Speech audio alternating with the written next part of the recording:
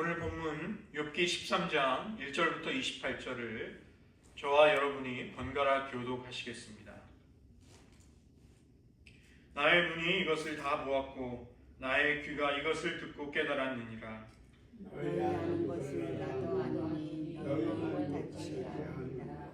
참으로 나는 전능자에게 말씀하려 하며 하나님과 변론하려 하노라. 너희는 거짓말을 지어내는 자여 다 쓸모없는 의논이라. 너희가 참으로 잠잠하면 그것이 너희의 지혜일 것이니라. 너희는 나의 변론을 들으며 내 설명을 들어보라. 너희가 하나님을 위하여 불의를 말하려느냐 그를 위하여 속임을 말하려느냐. 너희가 하나님의 낯을 따르려느냐 그를 위하여 변론하려느냐. 하나님이 너희를 감찰하시면 좋겠느냐 너희가 사람을 속임같이 그를 속이려느냐. 만일 너희가 몰래 낯을 따를지에 그가 반드시 책망하시리니 그의 존귀가 너희를 두렵게 하지 않겠으며 그의 두려움이 너희 위에 임하지 않겠느냐. 너희의 영혼은 제가 속달며 너희가 토성이니라. 너희는 잠잠하고 나를 버려두어 말하게 하라. 무슨 일이 닥치든지 내가 당하리라. 내가 어찌하여 내 살을 내 위로 물고 내 생명을 내 손에 드리느냐. 그가 나를 죽이시리니 내가 희망이 없노라. 그러나 그의 앞에서 내 행위를 아뢰리라. 경건하지 않은 자는 그 앞에 이르지 못하니 이것이 나의 구원이 되리라. 너희들은 내 말을 분명히 들으라. 내가 너희 귀에 알려줄 것이 있느니라. 보라, 내가 내 사정을 진실하거니와 내가 정의로 땅을 얻을 줄 아노라. 나와 변론할 자가 누구이랴. 그러면 내가 잠잠하고 기운이 끊어지리라. 오직 내게 이 두 가지를 행하지 마옵소서. 그리하시면 내가 주의 얼굴을 피하여 숨지 아니하오리라. 곧 주의 손을 내게 대지 마시오며 주의 위엄으로 나를 두렵게 하지 마실 것이니이다.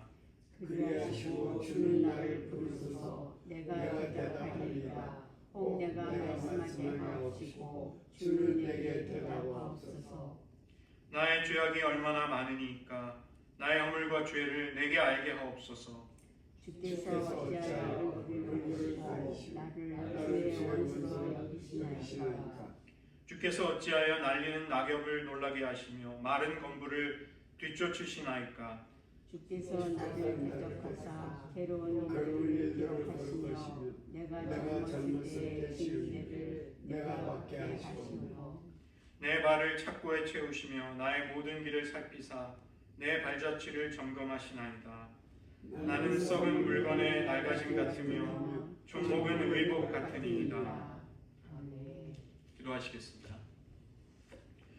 하나님, 고난 속에 있는 욥의 탄식과 울부짖음과 그가 토로하는 모든 진실된 영혼의 언어들 속에서 그리스도께서 당하신 고난의 신비를 묵상하게 하시고 우리 역시 고난받는 가운데 어떻게 믿음으로 하나님을 붙들어야 할지를 깨달을 수 있는 이 시간 되게 하여 주시옵소서. 모든 말씀 예수님의 이름으로 기도드립니다. 아멘. 오늘은 세 번째 친구 소발과 욥 사이의 변론, 그들의 변론을 다루도록 하겠습니다. 우리가 엘리바스가 가장 먼저 등장해서 욥의 침묵과 그의 탄식 뒤에 먼저 말했던 것을 볼 수가 있습니다. 그는 가장 나이가 많은 연장자였고 그가 했던 주장의 근거는 그의 체험이었습니다. 그는 경험을 자신의 설득의 논거로 쓰고 있는 것이죠. 심지어 그는 으스스한 분위기에서 형체를 알 수 없는 어떤 영이 지나가는 것을 보고 거기서 들려오는 목소리까지 인용하였습니다. 욥기 4장 17절 사람이 어찌 하나님보다 의롭겠느냐 사람이 어찌 그 창조하신 이보다 깨끗하겠느냐. 그가 이야기하는 것은 그러니 친구 욥이여 내 자신이 정당하다는 허황된 주장을 그치고 나의 조언을 듣게나 하나님이 아직 그대에게 소망을 주실 것이네. 이 욥의 세 친구들은 도덕적인 인과율, 행위화복 관계, 전통적인 지혜론 속에서 죄 없이 누군가가 망하고 정직한 자가 끊어지는 일은 결코 있을 수 없다, 불가능하다고 확신하였습니다. 모든 것을 의로우신 하나님이 통제하고 다스리고 계시기 때문에 경건한 자에게는 그분이 복을 주시고 불의한 죄인에게 재앙을 내리시는 것이 세상이 돌아가는 이치이다, 이렇게 확신했던 것이죠. 그 때문에 욥이 겪고 있는 재앙은 이 세 친구들의 눈에 보기에 욥이 무언가 은밀한 죄를 저질렀고 인간의 눈에는 감출 수 있고 속일 수 있을지라도 모든 것을 드러내시는 하나님 앞에 결국은 재앙과 심판을 불러올 수밖에 없는 증거라는 결론에 도달하는 것입니다. 이것이 욥을 바라보는 세 친구들의 기본적인 관점이자 전제였습니다. 두 번째 친구 빌닷은 선조들의 지혜, 공동체가 함께 체험하고 연구하고 체계화시킨 지혜를 자신의 주장의 근거로 삼고 있습니다. 그것을 통해 욥을 판단하고 욥에게 훈수를 두려고 한 것이죠. 오늘 세 번째에 등장하는 친구 소발은 극단론자입니다. 흑백론자, 아주 단정적으로 말을 하는 사람이죠. 그는 자신이 하나님의 지혜를 완전히 헤아리고 있다는 전제 속에서 욥의 잘못을 지적하고 그를 바로잡아 줄 사람이 바로 나다, 자신이다, 이렇게 그런 태도로 말하는 것입니다. 이 세 친구들의 말을 가만히 보시면 교회에서 자주 접하는 설교에서 들려오는 메시지와 아주 유사합니다. 깊도다 하나님의 지혜와 지식의 풍성하며 그의 판단은 헤아리지 못할 것이며 그의 길은 찾지 못할 것이로다. 로마서 11장 33절에서 사도 바울이 하나님의 지혜를 송축했던 그 찬가, 하나님의 지혜에 대한 찬가의 내용을 소발이 욥에게도 이야기하는 것입니다. 그러나 그가 어떤 맥락 속에서 말하고 있는가, 우리는 더 자세한 내용을 살펴볼 수가 있습니다. 이 소발의 연설의 첫 번째 부분은 욥을 향한 무자비한 비난으로 시작이 되는 것이죠. 6절까지의 말씀입니다. 소발은 욥에게 이렇게 말하는 것입니다. 친구여, 입을 닫고 내 말이나 잘 듣게, 이런 태도로 비난을 시작하는 것이죠. 11장 2절을 보시면 소발은 욥의 말이 많다, 말은 많은데 쓸만한 내용이 없다, 이렇게 비난합니다. 욥은 말이 많고 자기를 자랑하고 타인의 말을 비웃는 그런 부류라고 취급을 하는 것입니다. 욥이 했던 하나님에 관한 말 중에 특별히 9장 22절 같은 말은 세 친구들에게 큰 충격을 주었을 것입니다. 하나님이 온전한 자나 악한 자를 한결같이 모두 차별이 없이 모두 다 멸망시키신다, 이런 말을 한 것이죠.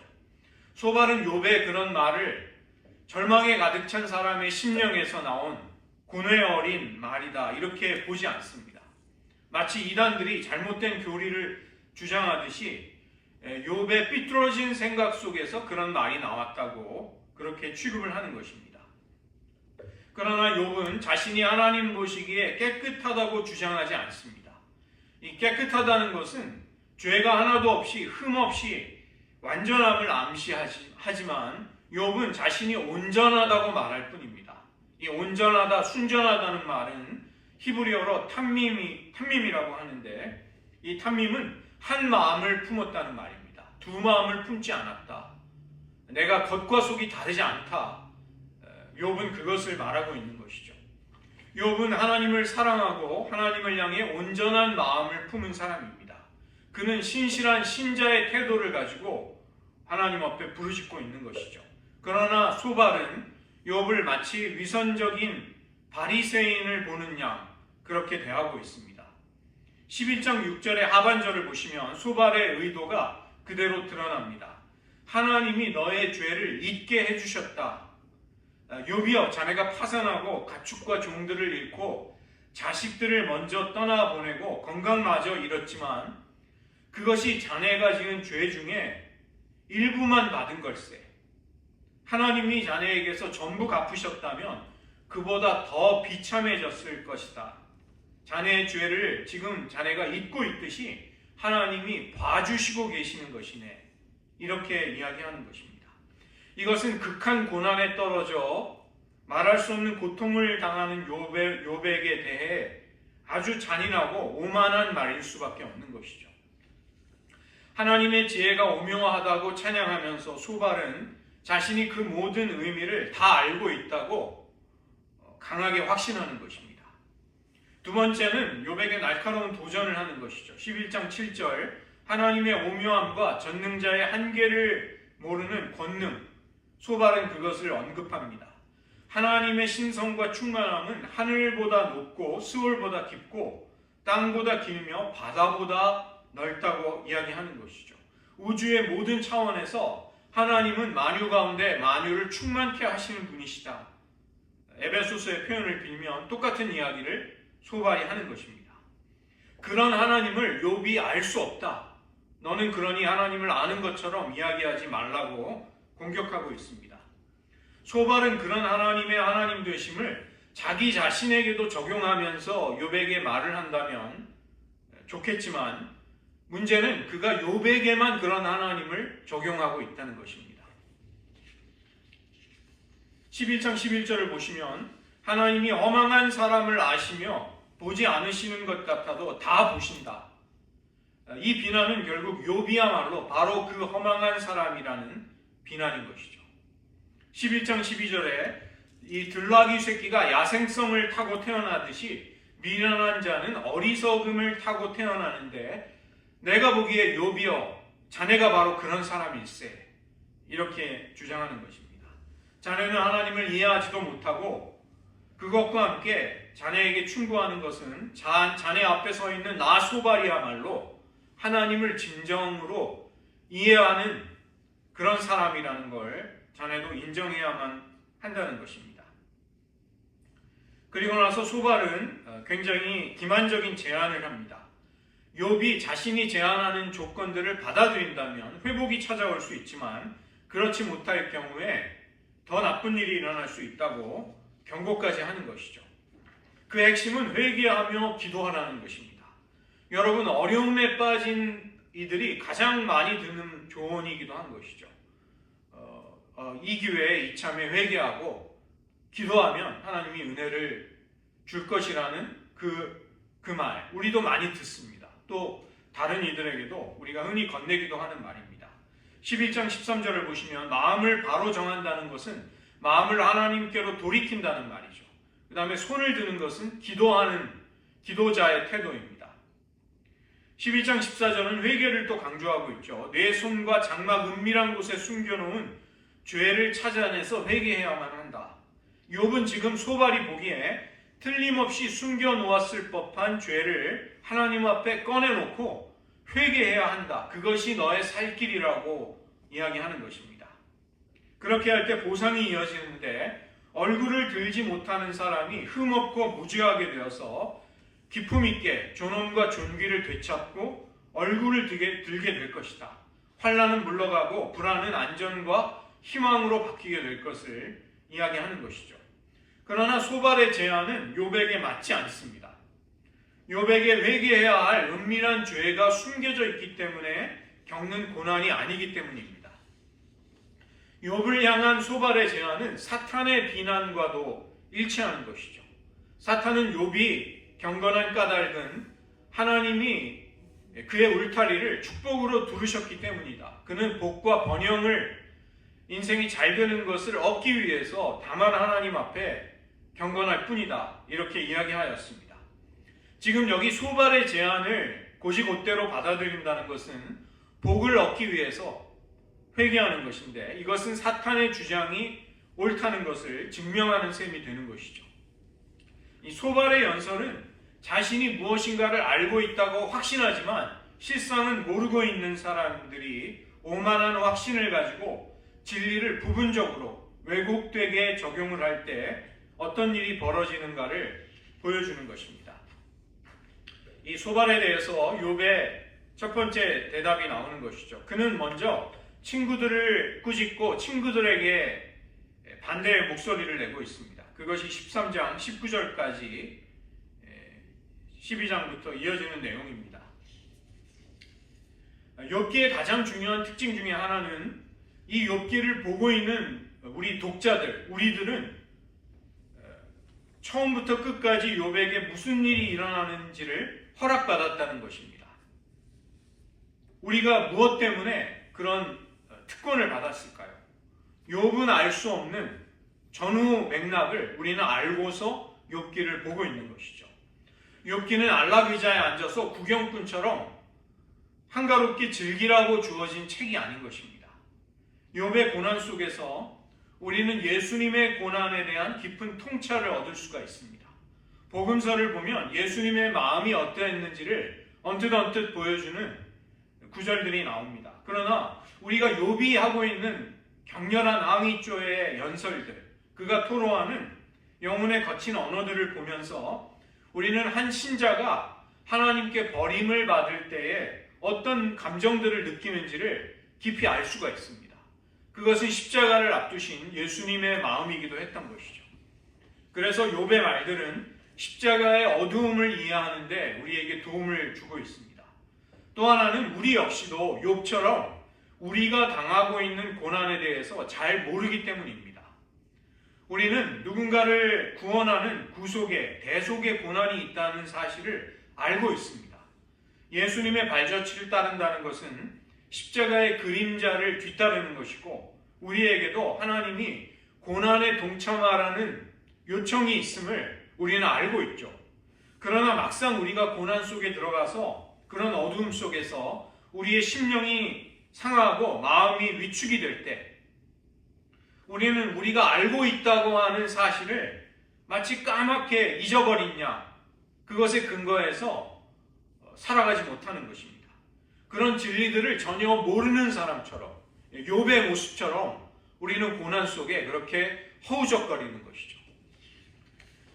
경건한 자에게는 축복을 그리고 죄악에는 슬픔과 괴로움이 따른다는 것을 우리는 예상하는 것입니다. 욥의 연설들을 우리가 자세히 살펴보며 묵상해 볼 때 우리는 우리가 알고 있다고 생각을 하지만 실상은 모르고 있는 것들, 놓치고 있는 것들이 무엇인지를 떠올리게 됩니다.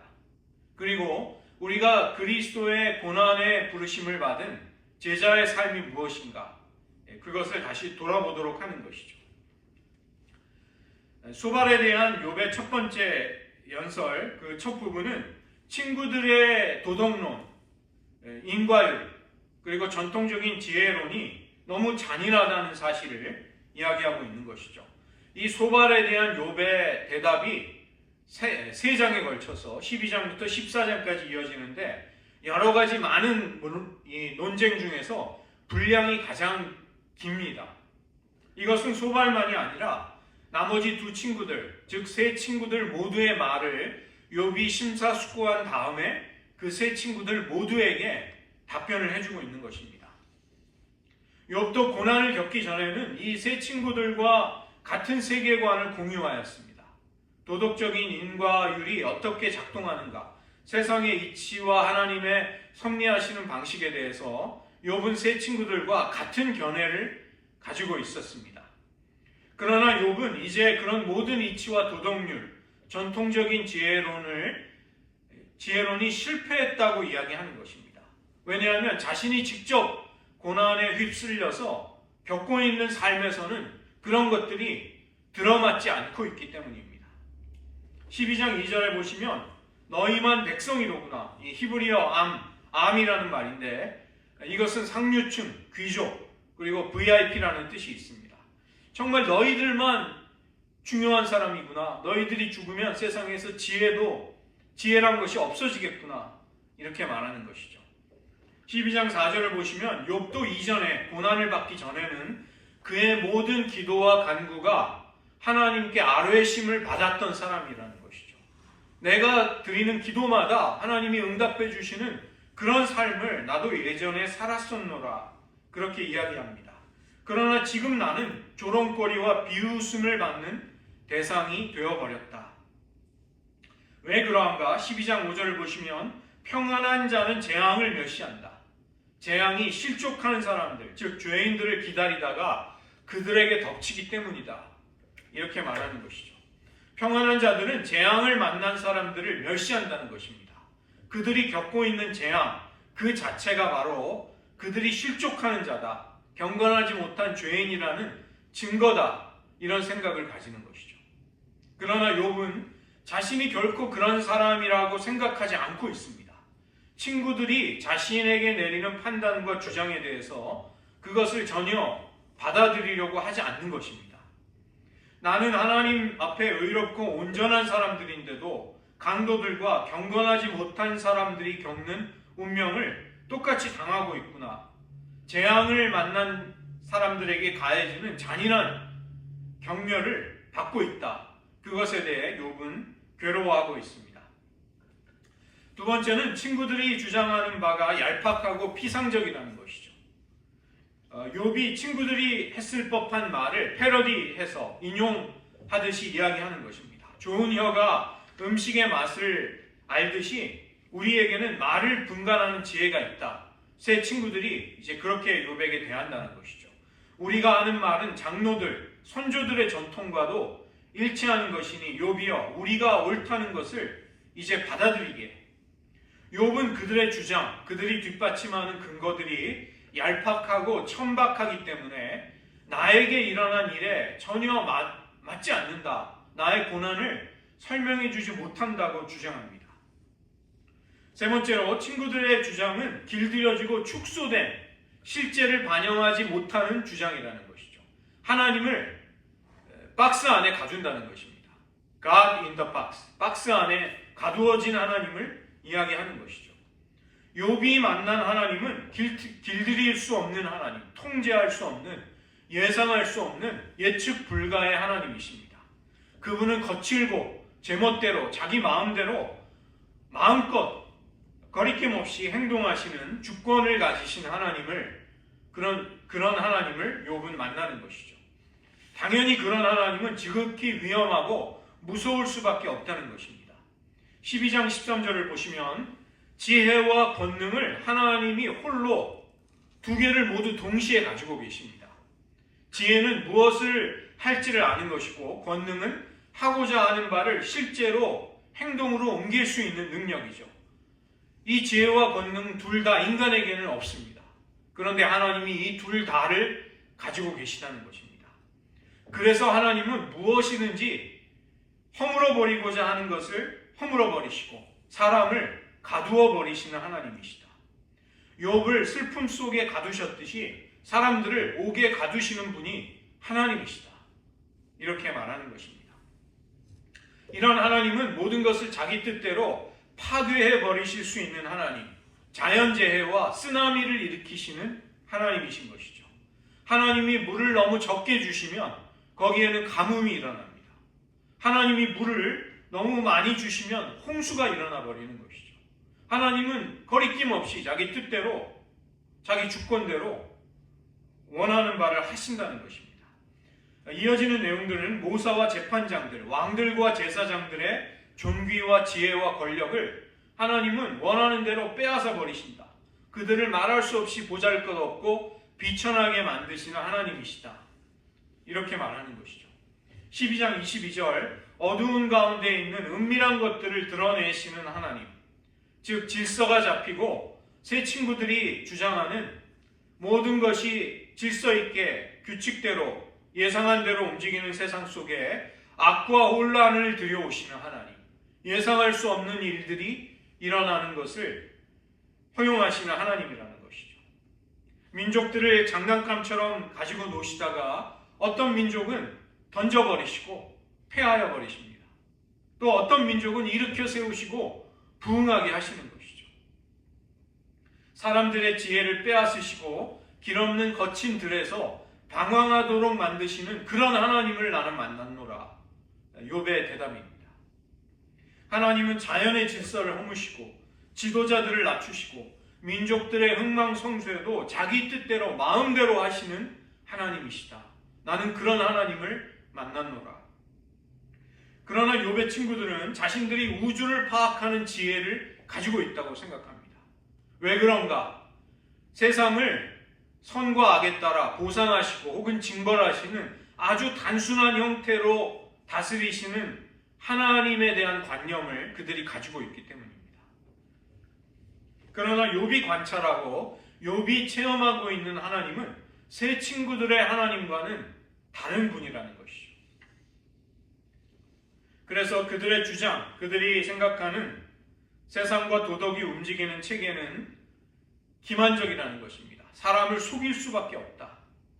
욥은 더 이상 작동하지 않고 통하지 않는 친구들의 지혜론을 버리겠다고 말하는 것입니다. 이제 내가 할 일은 무엇인가? 13장 모두의 처음에서 전능자에게 직접 말씀드리는 것이다. 나는 하나님과 변론하려고 한다. 이것은 욥이 고난 중에서 내린 아주 중요한 결정입니다. 14장 4절에 보시면 친구들이여 너희들은 거짓말을 지어내고 엉망인 세상을 하얀색 페인트로 아름답게 덧칠하는, 그래서 마치 세상이 질서 있고 단정한 것처럼 만드는 그런 사람들일 뿐이다. 너희가 하나님을 변호하는 방식은 거짓을 끌어다가 하는 것이고 하나님은 그런 너희들에게 진노하실 것이다. 그런 너희들의 노력을 하나님이 헛되다고 하실 것이다. 욥이 그렇게 말하는 것이죠. 길들일 수 없고 통제할 수 없고 예상할 수 없으신 하나님의 주권, 그런 하나님을 막상 대면하게 된다면 너희들은 두려워 떨게 될 것이고 너희들의 주장은 아무 쓸모없는 헛소리에 불과할 것이다. 그래서 너희들의 조언은 마치 사람을 고치지 못하는 의원처럼 나에게 아무 쓸모가 없다고 욥은 이야기하는 것입니다. 그렇게 되면 욥은 나의 사정을 하나님께로 가져가야 한다는 것을 절실하게 느끼는 것이죠. 그것이 13장 13절부터 19절까지 나오는 것입니다. 13장 13절에 보시면 너희는 잠잠하고 나를 버려두어 말하게 하라. 무슨 일이 닥치든지 내가 당하리라. 욥은 이제부터 자신이 결정적으로 본격적으로 하려는 하나님과 변론하고 하나님 앞에 항변하려는 자신의 일이 얼마나 두려운 일인지 무서운 일인지를 느끼고 있는 것입니다.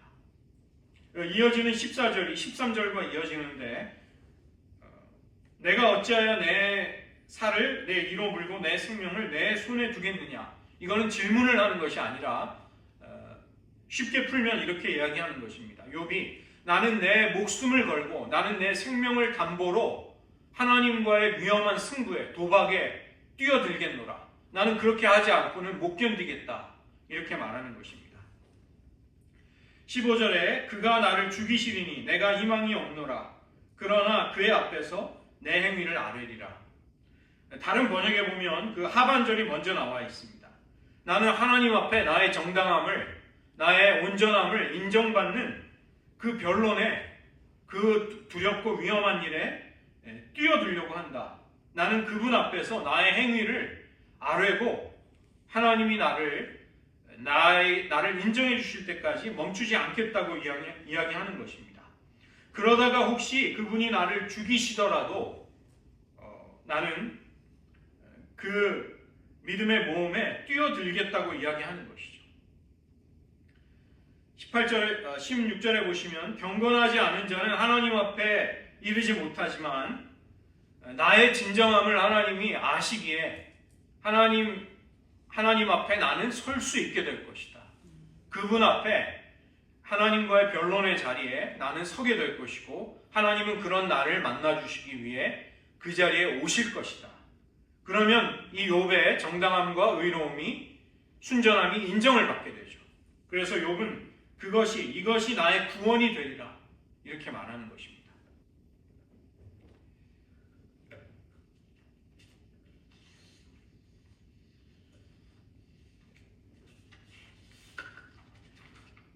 이어지는 말씀 속에 그러나 욥은 자신이 무죄하다고는 이야기하지 않습니다. 23절을 보시면 나의 죄악이 얼마나 많으니까 나의 허물과 죄를 내게 알게 하옵소서. 욥은 자신이 무죄하다고 주장하지 않습니다. 심지어 하나님은 26절을 보시면 내가 젊었을 때 지은 죄, 이것은 욥이 도덕적인 판단을 할 수 없는 어린 시절 소시적에 지은 사소한 죄까지도 주님의 책에 낱낱이 기록하셔서 그 모든 허물을 가지고 죄의 근거를 가지고 나를 대하시는 하나님이시다. 이런 괴로움을 토로하시는 것입니다.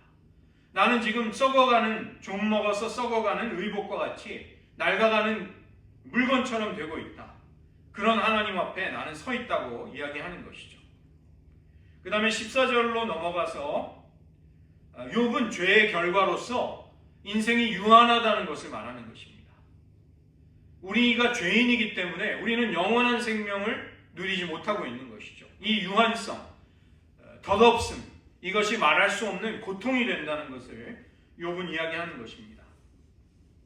여인에게서 태어난 사람, 너무나 생애가 짧고 호흡처럼 한순간에, 한 기식간에 인생이 지나가 버린다는 것이죠. 그래서 하나님이 왜 이와 같이 연약한 자, 유한한 피조물을 주목하시며 집요하게 죄를 찾아내려 하십니까? 왜 가혹하게 나를 대하십니까? 욥은 이야기하고 있습니다. 4절에 보시면 누가 깨끗한 것을 더러운 가운데에서 낼 수 있겠습니까? 하나님 인생이 유한하고 이미 죄인이라는 것을 하나님 알고 계시지 않습니까? 그런데 더러운 것 가운데 어찌 깨끗함을 찾으려고 하십니까? 어찌 저에게서 완전함을, 흠없음을 찾으려고 하십니까? 그리고 조그마한 흠이라도 발견하셨다고 해서 나를 혹독하게 고난 가운데 넣으셨습니까? 그렇게 이야기하는 것이죠. 그리고 이 욥의 고난은, 욥은 그것을 생생한 언어로 이야기하는데 14장 6절을 보시면 품꾼같이 그의 날을 마칠 때까지 그를 홀로 있게 하옵소서. 품꾼은 하루에 고된 노동을 하고 저녁에 안식을 누리는 것이죠. 여기 노동이라는 단어는 강제 노역이라는 뜻도 있습니다. 강제로 끌어다가 부역, 국가의 부역 같은 일을 시키는 것이죠. 그 고된 노동을 하고 품꾼은 하루의 마지막에 이제 단잠을 잘 수 있습니다. 그가 벌어온 돈으로 가족들과 안식을 누릴 수 있죠. 그러나 욥에게 하나님은 이 품꾼의 휴식 같은 단잠마저도 주지 않으신다는 것입니다. 그래서 욥은 하나님께 제발 저를 휴식을 누리는 품꾼과 같이 잠시라도 쉴 수 있게 해주십시오. 이렇게 이야기하는 것이죠. 또 하나 욥은 거기에서 이 죄악이 그냥 우리 인생의 덧없음, 유한함만을 겪는 것이 아니라 우리를 죽음 앞에 서게 한다는 것입니다. 죄의 결과가 죽음이라는 사실 앞에 욥은 절망을 느끼는 것이죠. 자연계를 관찰해 보면 나무는 죽은 것 같을지라도 거기 다시 물이 공급이 되면 봄을 맞아 움이 돋고 가지가 뻗어서 새로운 나무가 되는 것이죠. 생명력으로 충만해진다는 것입니다. 그러나 사람은 이와 다른 것이죠. 10절에 보시면 장정이라도 죽으면 소멸되나니 숨을 거두면 그가 어디 있느냐. 인생은 그렇지 못하다는 것입니다. 죽음 앞에서 스올, 죽은 자의 자리로 내려가게 되면 아무도 그를 기억함이 없고 스올에 내려간 자는 하나님을 기억할 수도 없다. 이것이 구약에서 생각하는 인간관이었습니다. 욥은 자신이 그 자리로 내려가게 될 것을 고통스러워하고 있는 것이죠.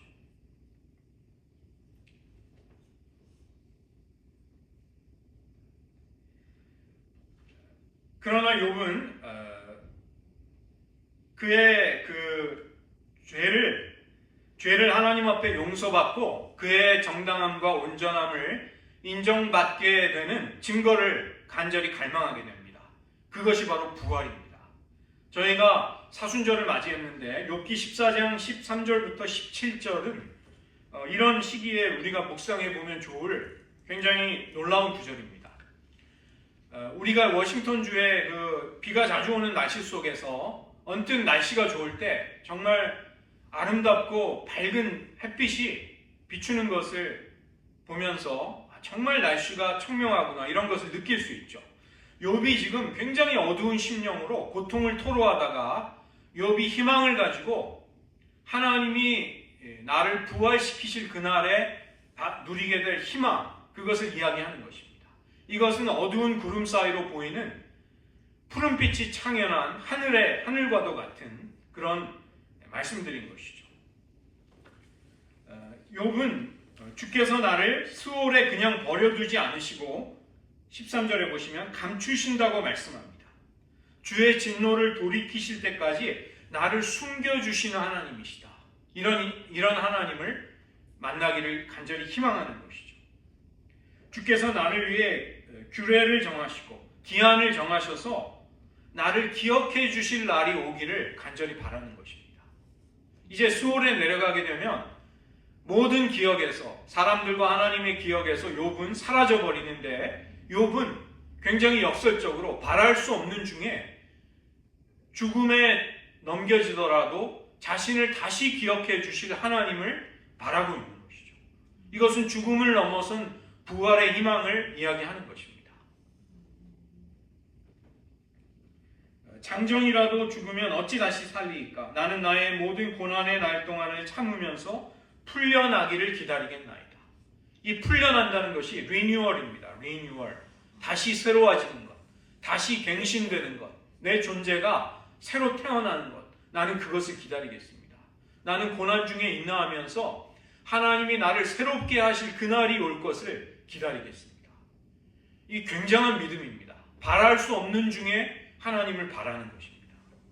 욥이 그 믿음을 가지고 하나님께 희망에 가득 찬 정말 복음, 구약 속의 복음의 메시지를 하나님 앞에 아뢰고 있는 것입니다. 15절, 주께서는 나를 부르시겠고 나는 대답하겠나이다. 이것은 인격적인 교제가 회복이 된 것이죠. 지금 욥이 간절히 하나님을 찾고 불러도 하나님은 대답하지 않으십니다. 하나님은 욥이 소환하는 그 법정에 나오실 것을 기대할 수 없는, 자기 멋대로 자기 마음대로 행하시는 크고 두려우신 하나님이시죠. 그러나 욥은 하나님이 마침내 나를 불러주실 것입니다. 나는 그 하나님께 응답하며 하나님께 나아가게 될 것입니다. 하나님과의 인격적인 사귐과 대화와 우정이 회복될 것입니다. 나는 풀려나기를 기다리나이다. 나는 그런 날이 올 것을 간절히 바라고 있습니다. 이렇게 이야기하는 것입니다.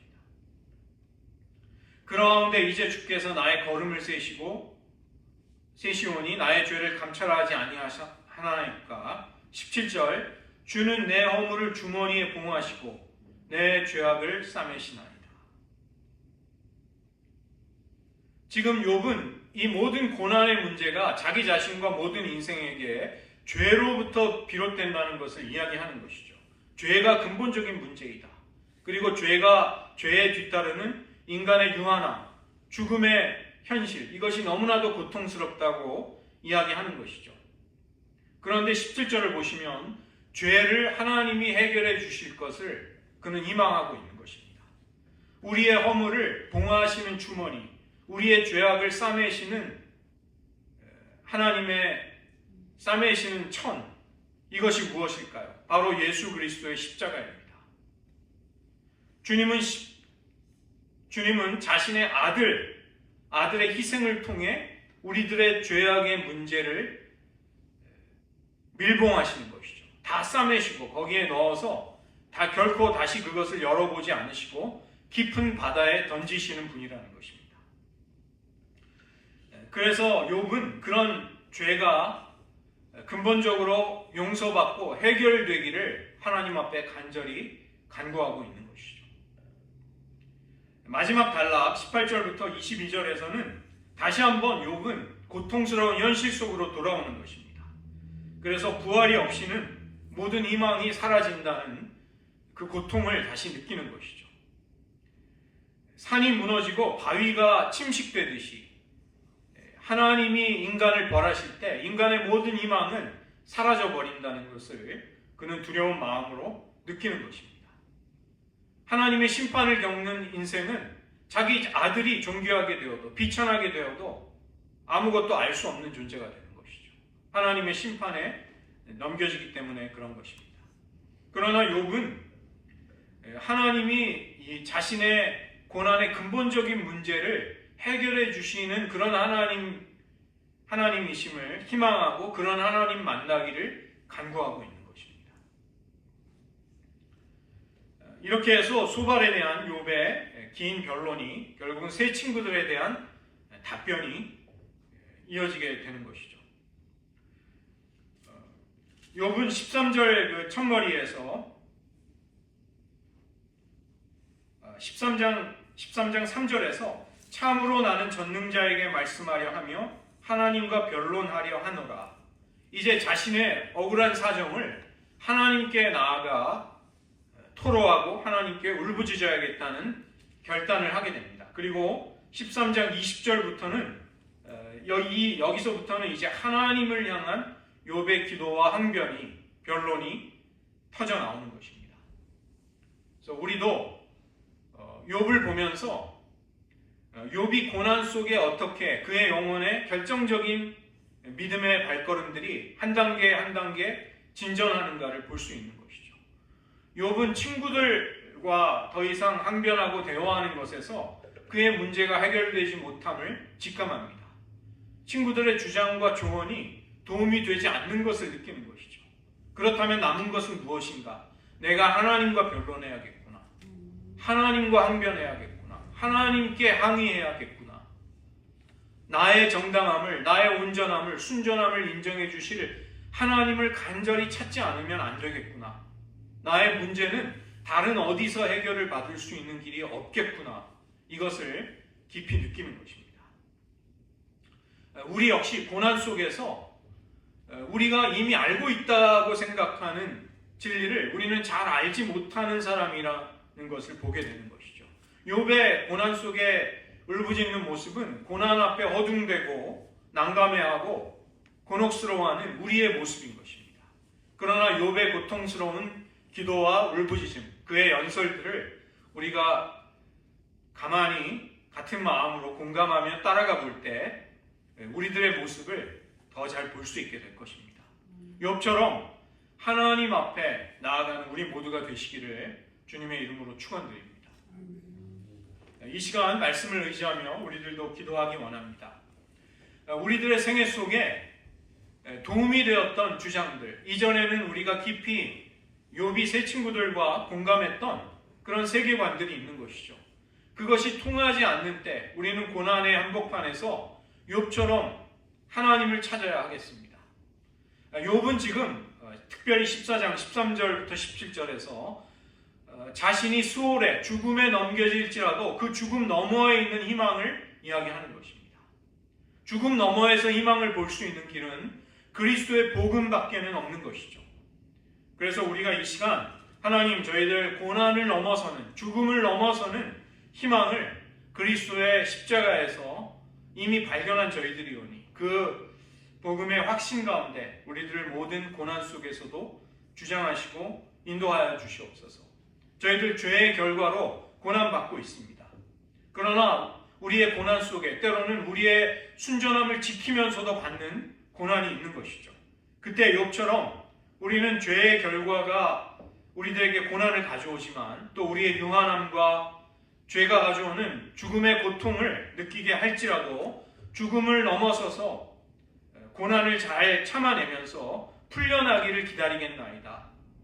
주께서 내 허물을 주머니에 봉하시고 내 죄악을 싸매시는 그날을 보기를 간절히 기도했던 욥처럼 우리는 그리스도의 십자가에서 욥의 이 갈망이 소원이 이루어진 것을 확신하면서 더욱 하나님을 의지하겠습니다. 이 시간 기도하는 여러분의 고난을 생각하시면서 기도하시는 시간 잠시 가지겠습니다. 하나님 아버지, 욥이 하나님 앞에 인간의 그런 것들로서 하나님 서로 디베이트하는 모습을 바라보며 인간의 경험과 하나님 주시는 한계가 있다는 것을 깨닫게 됩니다. 그러나 하나님께서 그럼에도 불구하고 이끌어주시는 귀한 지혜를 주시고 이끌어주시는 하나님과 우리를 묵상을 하도록 해주시고 또 하나님 도전을 허락해 주셔서 그들의 입술과 하나님 앞에 간절히 우리가 하나님 아버지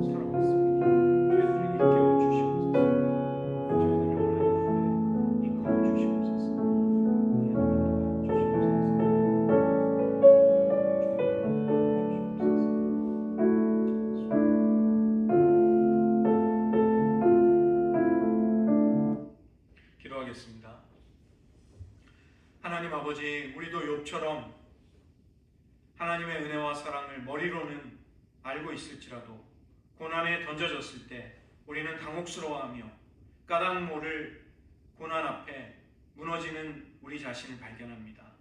우리의 죄로 인한 고난도 있지만 하나님 앞에 순전함과 믿음을 지키고 있음에도 겪게 되는 어려운 고난의 문제가 우리들의 심령을 핥히고 상처 입히는 것을 고백드립니다. 하나님, 그러나 그때 욥처럼 그 죽음 너머에 있는, 고난 너머에 있는 희망을 붙들 수 있는 저희들 되게 하여 주시옵소서. 우리들의 허물을 주머니에 봉하시고 우리들의 부끄러움과 수치와 죄악을 싸매시고 가리시는 하나님, 그리스도의 십자가를 통해 우리들의 죄와 저주와 부끄러움을 이미 해결하신 하나님을 굳게 붙들게 하여 주시옵소서. 우리가 머리로 아는 하나님, 귀로 들어 아는 하나님이 아니라 욥처럼 고난을 통과하여 마침내 눈으로 하나님을 보게 되었다는 고백이 우리들에게서도 터져나오게 하시고, 고난과 죽음 너머에 있는 우리들을 용서하시고 우리들을 어두운 가운데서 마침내 빛으로 이끌어내시고 우리들을 새롭게 하셔서 심지어 수울의 자리에서도 풀려나며 회복시켜 주시고 살려주시는 그 하나님을 만날 소망을 우리도 욥처럼 하나님을 향해 가질 수 있게 하여 주시옵소서. 우리들의 정직한 기도와 하나님을 향한 고백의 언어들이 우리들에게서도 터져나오게 하시고, 진실을 가리거나 진실을 적당히 포장하거나 진실이 마치 우리 눈앞에 없는 양 우리들을 스스로 속이거나 꾸미는 일들을 버리게 하시고, 환경과 사람이 우리들을 해결해 주는 것이 아니라 우리가 부르짖고 우리가 마침내 깊이 만나 배워야 할 하나님 앞에서 우리들의 모든 의문과 갈등과 고민들이 해결된다는 사실을 욥처럼 단순하게 믿으며 그 하나님을 찾고 믿음의 추구를 끊임없이 포기하지 않고 해나갈 수 있는 저희들 되게 하여 주시옵소서. 하나님, 고난당하는 이들을 우리가 섣불리 새 친구들처럼 판단하지 않게 하시고 우리의 생각과 우리의 관념대로 하나님을 좁은 박스 안에 가두는 어리석음에서도 벗어나게 하셔서 하나님의 이해할 수 없는 통치와 주권 속에서 하나님이 행하시는 말을 만나게 될 때 두려워하고 떠는 것이 아니라 그런 하나님에 대한 이해와 체험이 더욱더 깊어지고 더욱더 확장될 수 있도록 하나님 은혜 베풀어 주시옵소서. 하나님, 대한민국에 더 큰 위기와 앞으로도 험난한 날들이 남아 있습니다. 민족들을 패하기도 하시고 세우시기도 하시는 하나님, 우리나라와 민족에도 주님의 긍휼을 베풀어 주시옵소서. 모든 말씀 예수님의 이름으로 기도드립니다.